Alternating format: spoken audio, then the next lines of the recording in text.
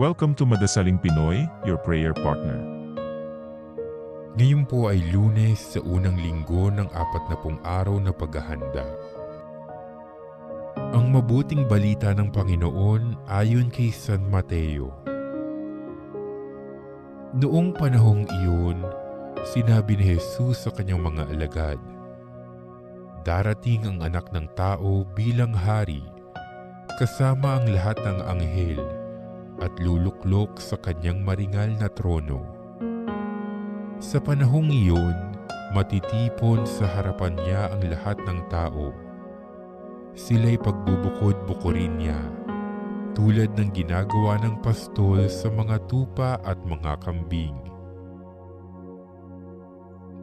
Ilalagay niya sa kanyang kanan ang mga tupa at sa kaliwa ang mga kambing.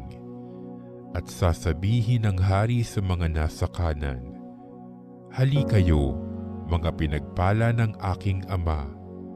Pumasok na kayo at manirahan sa kahariang inihanda para sa inyo mula pa ng likhain ang sanlibutan. Sapagkat ako'y nagutom at inyong pinakain, nauhaw at inyong pinainom. Ako'y isang dayuhan at inyong pinatuloy. Ako'y walang maisuot at inyong pinaramtan.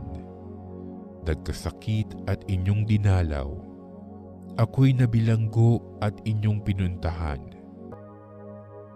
Sasagot ang mga matuwid, "Panginoon, kailan po namin kayo nakitang nagutom at aming pinakain, o nauhaw at aming pinainom? Kailan po kayo naging dayuhan at aming pinatuloy, o kaya'y walang maisuot at aming pinaramtan? At kailan po namin kayo nakitang may sakit o nasa bilangguan at aming dinalaw?"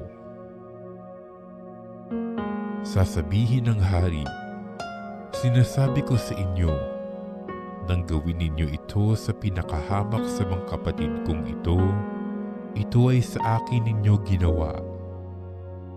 At sasabihin naman niya sa mga nasa kaliwa, "Lumayo kayo sa akin, mga sinumpa. Kayo'y pasaapoy na di mamamatay, na inihanda para sa diablo at sa kanyang mga kampon. Sapagkat ako'y nagutom at hindi ninyo pinakain, nauhaw at hindi ninyo pinainom. Ako'y naging isang dayuan at hindi ninyo pinatuloy. Ako'y nawalan ng maisuot at hindi ninyo pinaramtan. Ako'y may sakit at nasa bilangguan at hindi ninyo dinalaw."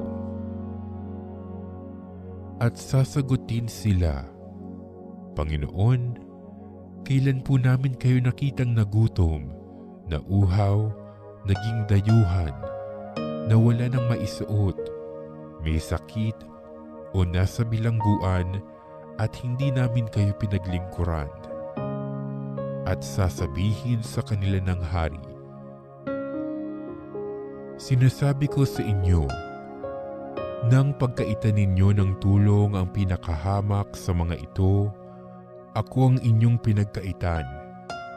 Itataboy ang mga ito sa kaparusahang walang hanggan, ngunit ang mga matuwid ay tatanggap ng buhay na walang hanggan." Ang mabuting balita ng Panginoon.